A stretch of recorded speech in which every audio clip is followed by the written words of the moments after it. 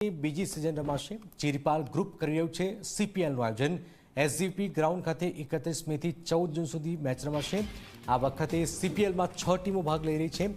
Sabarmati strikers, Ahmedabad arrows, Karnavati kings, heritage city titans, Narmada navigators અને Gandhinagar Lions ટીમોનો સમાવેશ છે.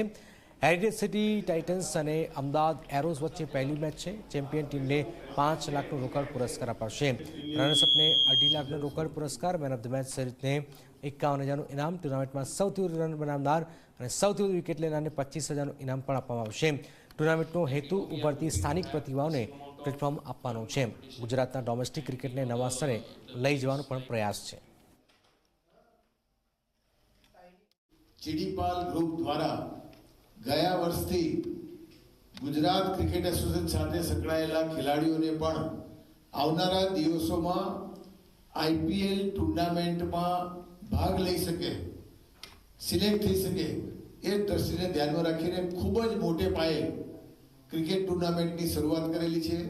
આ બીજું વર્ષ છે.